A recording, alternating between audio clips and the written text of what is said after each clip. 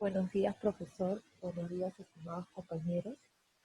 En esta oportunidad les vamos a exponer sobre Jean Denis, quien les habla Camila Goín, y mis compañeros son Lady Cárdenas, Diego Gamarra y Jonathan Muñoz. Los temas a tratar son el proceso de producción, empaques y embalajes, condiciones de almacenaje y el almacén. Los objetivos. El objetivo general es determinar las medidas del nuevo almacén y diseñar los planos en 2D y 3D para el almacenaje de materias primas, insumos, materiales complementarios, productos en proceso y productos terminados según las proyecciones realizadas por el área de marketing de la empresa Unitex. Los objetivos específicos son conocer la información más importante acerca del producto a desarrollar, la materia prima e insumos que se utilizan en su fabricación, así también los productos sustitutos y complementarios. Conocer los procesos, las maquinarias y equipos utilizados en la confección de jean y realizar los diagramas de operaciones del proceso. Determinar el tipo de empaque y embalaje a emplear teniendo en cuenta las propiedades físicas y químicas del producto. Investigar acerca de las metodologías del diseño que existen y aplicarlas en el diseño de nuestro producto. Definir las condiciones que va a requerir el almacén en base a las características físicas y químicas de la materia prima, empaques y productos terminados. Investigar sobre los tipos de almacenes, tipo de distribución de zona de almacenes y aplicarlos al caso. Establecer las normas de seguridad y salud en el almacén con la finalidad de prevenir riesgos y peligros. El producto, el jean. Las características del jean son que cuenta con gran resistencia, el cual es propio del tejido de algodón. Hay diversos tipos de variedades y estilos. Su principal característica es el desgaste. Son cómodos, se adaptan a la forma de tu cuerpo y estilo, pueden ser usados de forma casual o formal y tienen un carácter versátil. Es combinable con gran variedad de prendas. La materia prima, la tela denim. El denim se conoce como la tela de algodón con técnica azargado, una de trama blanca y la otra de color azul. Esta se empezó a fabricar en Nimes y de ahí su nombre actual. Posee una textura en diagonal, puede ir hacia la derecha o hacia la izquierda y tiene una densidad variable en el tejido. La composición del denim, el hilo de algodón 100% índigo. ¿Qué es el índigo? Es un tinte extraído de un arbusto llamado añil, fue uno de los primeros ejemplos de colorante. Se trata de compuestos insolubles en el agua que son primero reducidos y cuya forma reducida es soluble en agua. El color es azul, color inodoro, su estado físico a 20 grados centígrados es sólido. Los insumos. Los insumos que tenemos son los botones de metal, los cierres, los hilos, el tocuyo y las etiquetas de cuero sintético. Los materiales. Las tijeras de costura, que la vamos a emplear para cortar el tejido sobrante en márgenes de costura o dobladillos. Las tizas de costura, para poder marcar la tela antes de coserla o cortarla. Las tijeras tejedoras, que es para cortar los hilos y sobrantes del mismo modo que eliminamos los hilvanes. Alfileres de costura, para mantener unidas dos o más piezas de la tela. Los moldes de pantalones, que identificaremos la medida de cómo cortar la tela. Las reglas de costura, que nos permite trasladar y trazar de forma fiel todas las medidas rectas al patrón. La maquinaria. La máquina pretinadora. La utilizamos para poder pegar la pretina. La máquina fileteadora son para cerrar los costados o el entrepierna.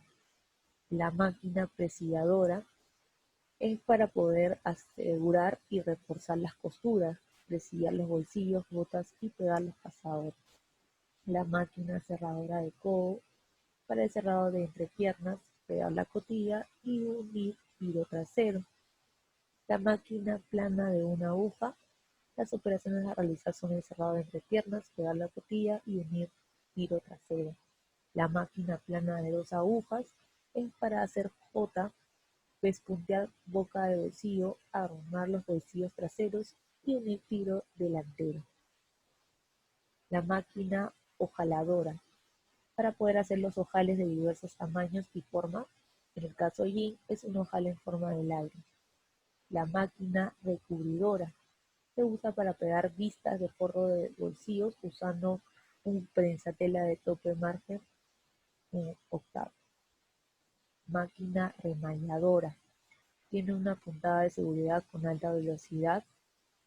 A su vez, con impulsión directa de la barra de la U, cuenta con cortador de hilo neumático vertical y horizontal.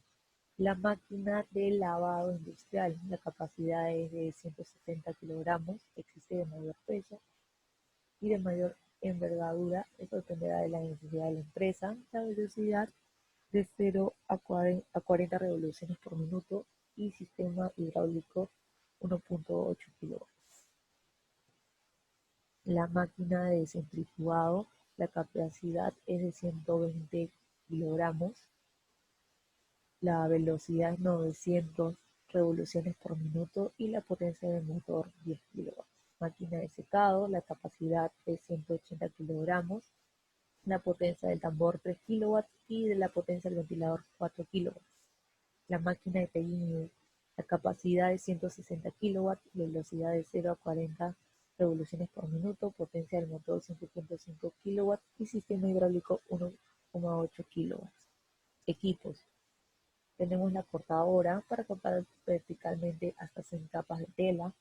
La botonera de impacto es de tecnología neumática donde su función es pegar los botones metálicos.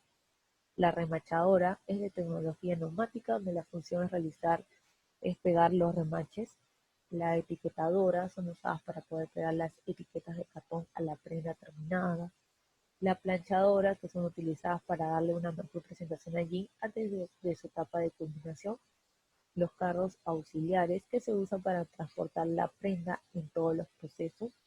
La mesa de hierro, que es un tablero de madera de 8 líneas necesaria para poder extender la tela y ser cortada. Los procesos de producción. En las áreas de trabajo tenemos el área de cortado, el área de armado, el área de teñido y lavado y área de acabado. Como mi compañera ya lo mencionó anteriormente, las áreas de trabajo, como son el área de acabado, lavado, armado y corte, en este DOP se puede observar todos los procesos que se realizan en cada área hasta el producto terminado. En resumen, tenemos 42 operaciones con un tiempo de 4.290, verificación 1, inspección y verificación 4, almacenaje 3, una cantidad total de actividades de 50, el tiempo de 9.680. Metodologías de diseño. El design thinking o pensamiento de diseño. Esto es una metodología que se centra principalmente en identificar y solucionar el problema de una persona. Como podemos observar, tiene 5 pasos elementales que son empatizar, definir, idear, prototipar y probar. El Scrum. Esta metodología se utiliza principalmente cuando no se está entregando al cliente lo que se necesita o cuando las entregas se demoran demasiado. O también la calidad no es aceptable. Tenemos las fases, luego el Lean UX. Esta es una metodología que toma los caminos más cortos y eficientes para mejorar la experiencia del cliente. Como podemos observar, tenemos ahí también las fases de la metodología. La siguiente metodología es el Lean Startup. El objetivo principal es convertir ideas en productos y luego medir la respuesta de los consumidores. La siguiente metodología, el Design Sprint, es una metodología ágil que se encarga de resolver un problema y crear ideas en solamente 5 días. Como podemos observar ahí las fases, es de lunes a viernes, envases, empaques y embalajes. Envase. Es todo recipiente o estructura rígida o semirrígida que se utiliza para contener o para guardar los productos líquidos o sólidos. La función del envase, más que todo, es el tema de la conservación del producto, proteger la mercancía o facilitar el transporte, entre otros. El empaque. Este es el material que protege el envase con fines comerciales. El objetivo del empaque es proteger el producto, el envase o ambos. Existen diferentes tipos de materiales, puede adoptar diferentes formas, texturas o colores. El embalaje. En este caso, el embalaje protege el producto durante el transporte, facilita el almacenamiento. También protege el producto de riesgos mecánicos, climáticos, físicos. Normatividad de los empaques y embalajes. La norma ISO 3394. Esta ISO más que todo se centra en el tema de las dimensiones de las cajas y los palets. Tema de las cajas, las dimensiones son de 60 por 40 centímetros y de los pallets en transporte aéreo es 120 por 80 centímetros, vía marítima 120 por 100 centímetros. La norma ISO 780 nos indica las instrucciones sobre el manejo y advertencia en los empaques y embalajes, o sea, que nos muestra con imágenes, como lo vemos ahí en la figura. Norma ISO 780 para empaques. Se añaden en este caso una serie de símbolos que nos dan la información a la hora de transportar y descargar la mercancía. Estos símbolos deben marcarse en el propio embalaje y con color negro. En el caso de empaquetado fuese negro, se debe poner en el fondo con el símbolo que lo haga contrastar. Norma ISO 7000. Esta ISO más que todo se centra en el tema del envase, o sea, el tema del marcado o rotulado, para la identificación de los productos. La ISO 14000. Bueno, esta ISO creo que es lo que engloba a todas las demás, se enfoca más en la disminución de impactos ambientales generados, influenciando el reusar, reciclar y reutilizar, implementando un sistema de gestión de calidad, propiciando nuevas prácticas donde se usan materiales que contaminen menos y nuevas técnicas amigables con el ambiente. Los principales materiales a usar en envases, empaques y embalajes son los siguientes. Tenemos la madera, el metal, el cartón, el plástico y el papel. Bueno, cada uno tiene sus ventajas y desventajas. Como podemos ver, el tema de la madera es fácil de manipular, acomodar y esquivar. Las desventajas sería que son altos los costos, la fácil descomposición. En el metal, ventajas tendríamos que es la visibilidad del contenido, también que es reciclable. Las desventajas serían que es frágil a los golpes pesados. En el tema de cartón, las ventajas serían que es más económico y también se puede reciclar. Las desventajas es muy frágil, sensible a la humedad y el calor. El tema del plástico, la ventaja es la impermeabilidad y que hay diferentes variedades. La desventaja que es inflamable, costoso, difícil de eliminación. El papel.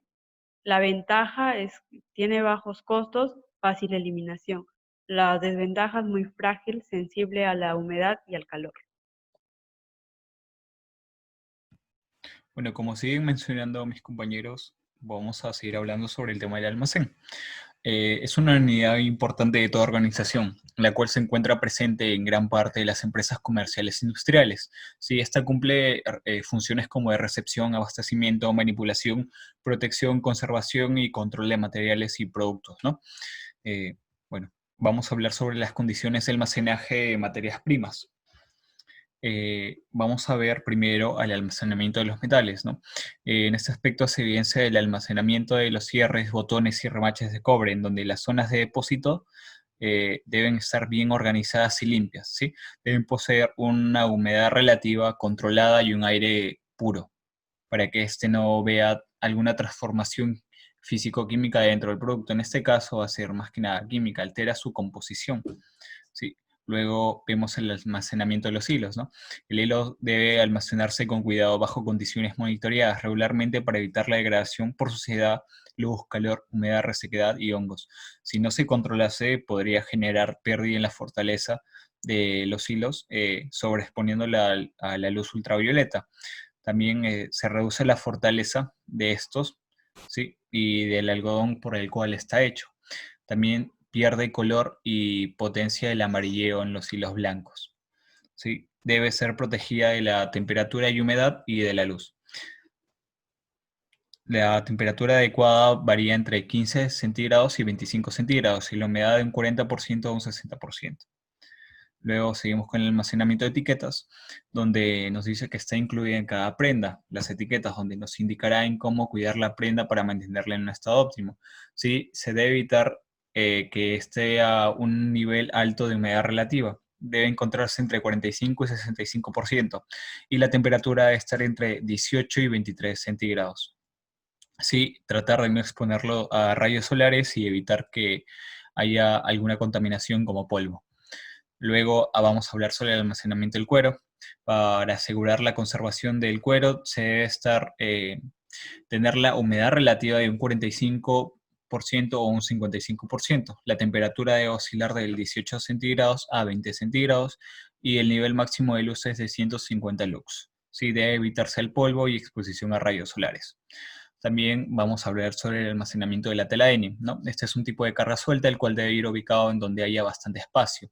Se le denomina también como carga no perecedera, ya que puede ocurrir cambios en la tela debido a la humedad, contaminación de microorganismos, generando moho. Asimismo, el sol también puede generar daños físicos. La tela puede ser entregada envuelta en plástico para su protección y seguridad. ¿Sí? La humedad relativa a considerarse es de un 50% y la temperatura de 20 centígrados, ¿sí? Y la exposición es de 50 a 200 lux. Luego vemos las condiciones de almacenaje de producto terminado, que vamos a ver el tema de la humedad para que este influye en sus características como la resistencia, elasticidad, contracción y expansión. Si el nivel de humedad relativa va a variar de 45 a 65% en el jean ya terminado. Vamos a hablar sobre la temperatura también. Es importante aquí mencionar que la temperatura va de la mano con la humedad relativa, ¿sí? Cabe mencionar que para controlar este tipo de humedad de humedad relativa y temperatura es bueno tener un termohigrómetro dentro del almacén para mantenerlo en un estado óptimo donde no altere la composición de la tela del jean. Sí, la temperatura adecuada debe oscilar de 18 a 21 centígrados. Debe haber poca exposición a luz, ya que la exposición influye de tres formas, ¿sí? La cantidad de luz, duración de exposición y los componentes a la luz que caen sobre el jean. La iluminación natural o artificial adecuada para el jean denim es de 50 lux. Luego hablamos sobre el polvo y la contaminación. Estos pueden producir desintegración, alteración de colores o corrosión. Del mismo modo, su acumulación en los textiles se oscurece y desfigura la superficie, destruyendo las fibras, ¿sí? Este polvo suele ser acumulativo y es abrasivo. Penetra en las fibras y lo corroe. También que consigo trae el crecimiento de insectos y genera humedad, lo cual puede generar moho. Luego hablamos sobre las plagas. Estos microorganismos se producen en ambientes, ¿sí? Ahí vamos a ambientes con humedad relativa alta y poca ventilación. Vamos a evidenciar las polillas de ropa y los escarabajos. Luego hablamos sobre condiciones de almacenaje de empaque. La iluminación debe estar iluminado más o menos entre 100 lux en el pasillo de trabajo, en áreas de recepción y despacho. ¿Sí? La ventilación debe ser natural, es la más conveniente y es la más económica, ¿no? Para ello se debe contar con ventanas altas, monitores y puertas de malla para que el aire pueda circular con normalidad. Vamos a hablar sobre los colores. Se recomienda emplear claros en las estanterías. Las columnas deben ser colores oscuros como el azul y los largueros en colores claros como el amarillo. La humedad, bueno, es recomendable mantenerla en un 70% de humedad relativa. Cuando hay demasiada humedad, el aire húmedo queda atrapado en las esquinas, sótanos y otras zonas cerradas y se crea el moho y bacterias. ¿Sí? En la temperatura se recomienda una temperatura de 23 centígrados más menos unos más centígrados, entre 22 a 25 centígrados, ¿no? Para las cajas de cartón corrugado. Cuanto mayor temperatura del aire, más agua es capaz de mantener este cartón, ¿sí? Y así va a ir desintegrándose. Luego vamos a hablar sobre las condiciones del apilado, ¿no? Las deformaciones que puedan sufrir el embalaje son función del tipo del apilamiento. Si el apilamiento se realiza en columna cruzada, si la base de descanso de la carga es plana o tiene saltos, ¿no? Y así de esta forma vamos a verificar el acondicionamiento del apilado dependiendo de la materia a embalar.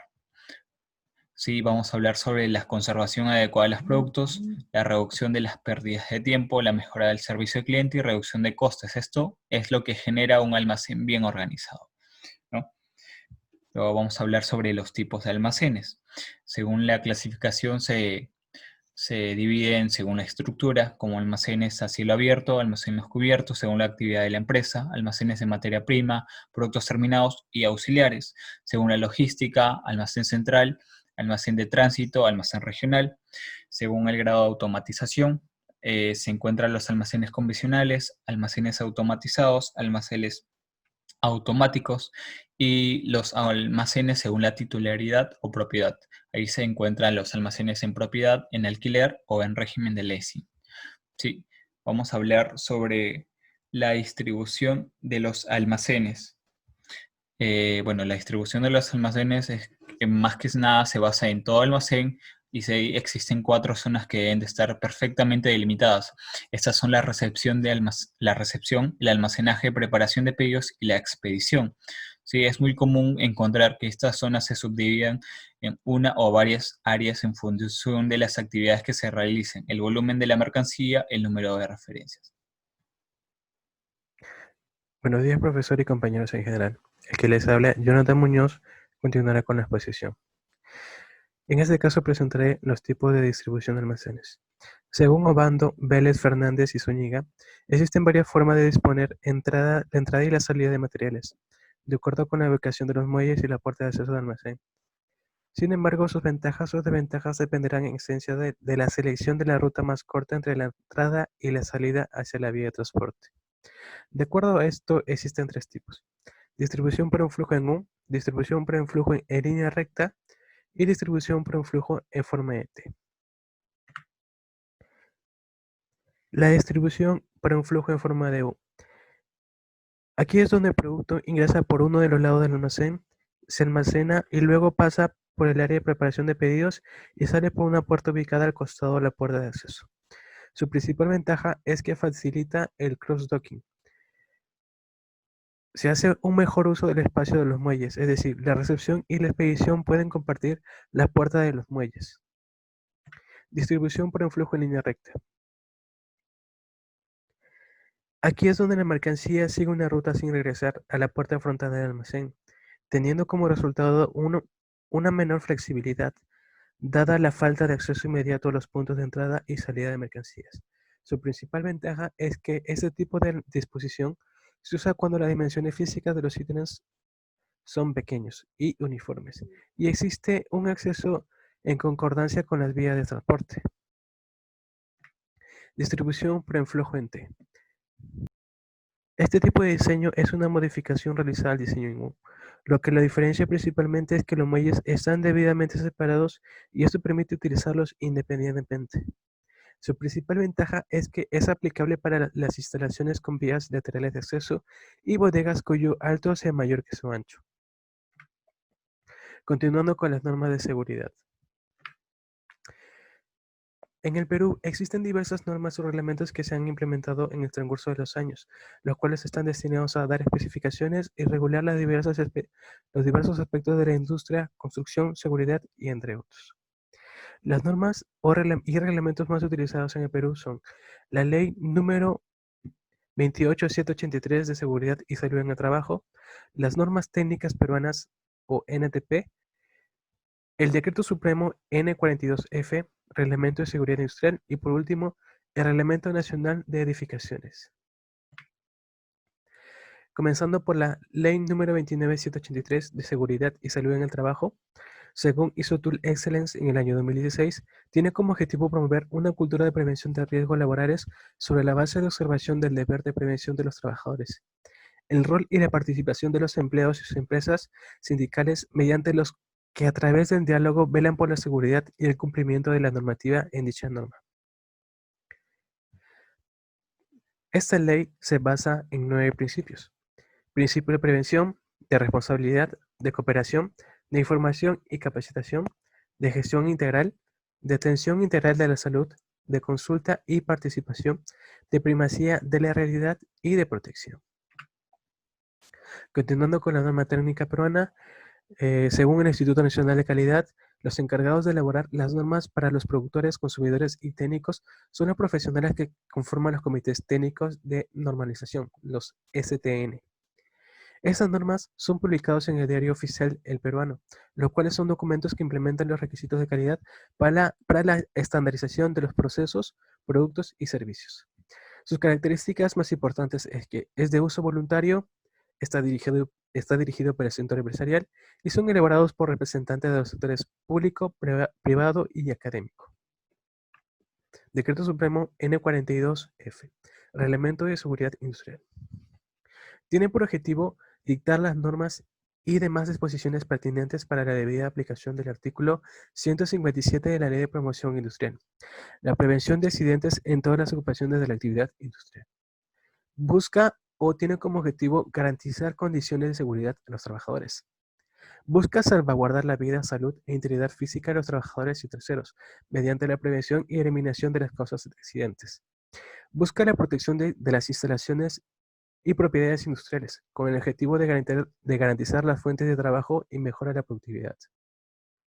Busca obtener todas las ventajas derivadas de un adecuado régimen de seguridad industrial. Reglamento Nacional de Edificaciones. El Reglamento Nacional de Edificaciones tiene por objetivo normar los criterios y requisitos mínimos para el diseño de ejecución de las habilitaciones urbanas y las edificaciones, permitiendo de esta manera una mejor ejecución de los planes urbanos. Este reglamento comprende de 3 títulos. El primer título norma las generalidades y constituye la base introductoria a las normas contenidas en los 2 títulos siguientes. El segundo título norma las habilitaciones urbanas y contiene las normas referidas a los tipos de habilitaciones, los componentes estructurales, las obras de saneamiento y las obras de suministro de energía y comunicaciones. El tercer título norma las edificaciones y comprende las normas referidas a arquitectura, estructuras, instalaciones sanitarias e instalaciones eléctricas y mecánicas.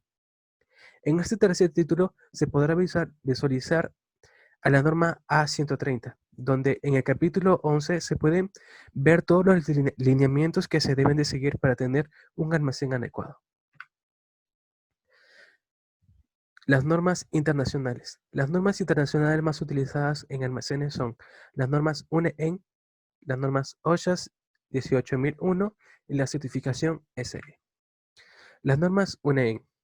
Dentro de las bases legales y normativas vigentes sobre la validación de uso de equipos de almacenaje, se encuentran diversas normas a tener en cuenta. En concreto, de esta legislación está formada por reales decretos, por normativa publicada por el Comité Europeo de Normalización y una norma europea española, publicada en AENOR y otros documentos publicados por el Instituto Nacional de Seguridad e Higiene en el Trabajo. Aquí se visualizan todas las normas UNEN aplicadas para lo que son los almacenes. Continuando con las normas OSAS 18001, la certificación OSAS 18001 de AENOR resulta la herramienta para establecer una adecuada política de seguridad y salud en el trabajo en aquellas empresas con voluntad de mejora continua. Permite a las empresas disminuir la siniestralidad laboral y aumentar productividad, identificando y evaluando y controlando los riesgos asociados a cada puesto de trabajo. También permite cumplir con la legislación en materia de prevención, integrando esta última en los procesos de la organización, lo que conlleva una reducción de los costes y sanciones administrativas derivadas de su incumplimiento. También permite fomentar una cultura de prevención mediante la integración de la prevención en el sistema general de la empresa, exigido por la ley, y el compromiso de todos los trabajadores con la mejora continua en el desempeño de la seguridad y salud en el trabajo. La certificación SE. De acuerdo con los principios de la Decisión 768 en el año 2008, SE del Parlamento Europeo y del Consejo de fecha 9 de julio del año 2008, el marcado simboliza la conformidad de un proceso con los requisitos esenciales de seguridad y salud que le son aplicables e impuestos al fabricante. Por esa parte, veremos a los equipos de protección personal que son más utilizados en todo almacén o lugar de trabajo. Los cascos, los protectores auditivos tipo copa, las gafas de seguridad, los respiradores con protección de material, los respiradores con filtros para vapores orgánicos, las botas de punta de acero, la protección de manos, que son los guantes y los brazos, las eslingas y los arneses de seguridad. Estos equipos de protección personal acá en el Perú están reglamentados por la ley número 29783 de seguridad y salud en el trabajo a través del artículo 21, el artículo 60 y el artículo 61. Las señalizaciones en el Perú, la regularización de las señales y símbolos de seguridad está presente en la norma técnica peruana NTP 399.010-1 en el año 2004, donde las señales de seguridad, los colores, los símbolos y formas y dimensiones de señales de seguridad son las siguientes.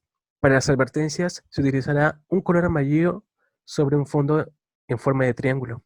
Para las prohibiciones se utilizará un color rojo sobre una base en forma de círculos tachados. Para los obligatorios se utilizará el color azul sobre un fondo en forma de círculos. Para la información general se utilizará el color verde sobre una base en forma de cuadrado. Para la información con diseño se utilizará el color rojo sobre una base con forma de cuadrado. Para la manipulación de carga, según la Fundación para la Prevención de Riesgos Laborales, se puede diferenciar dos tipos de manipulación de carga. La manutención o manipulación manual de cargas, donde la carga máxima que se puede realizar un hombre es de 25 kilogramos y para una mujer de 15 kilogramos. La manutención o manipulación de cargas mecánicas, donde se harán uso de los equipos como montacargas o estacas. A continuación, se responderán las preguntas planteadas en clase. ¿Cómo manejar las restricciones de almacenaje planteadas en el caso? Pues se considera contrastar las normas nacionales e internacionales cumpliendo los lineamientos dados por dichas normas. De esta forma, la empresa se iría adaptando al cumplimiento de estándares, ya sea de calidad, producción, entre otros. ¿Qué beneficios obtiene utilizando el almacenaje adecuado? Para la seguridad personal.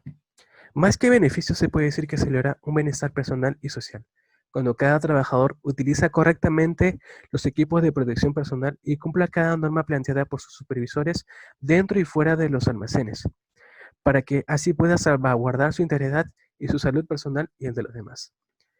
En el aspecto de manipulación de mercancías, el tener un almacén ordenado, seguro y con buena distribución nos facilita el trabajo al momento ya sea de ingresar o retirar la carga existente en las estanterías. De esta manera evitaremos accidentes del mismo personal por algún objeto fuera de lugar, además del cuidado de la misma mercancía que se almacena. En el aspecto del aprovechamiento del espacio cúbico, pues se logra optimizar los espacios y los recursos, donde se ven aprovechados las tres dimensiones del almacén, tanto como la superficie y como la altura de este, tanto en el ámbito productivo y como en el ámbito económico. Al tener mayor capacidad de almacenaje, ya reducir los costos de transporte y de extensión de espacios. En esta parte veremos las conclusiones referidas a todos los temas que se han visto en clase. Y aquí las recomendaciones que se hacen en base a las conclusiones que se han dado. Y por último, el glosario de términos y la bibliografía. Y eso sería todo. Muchas gracias.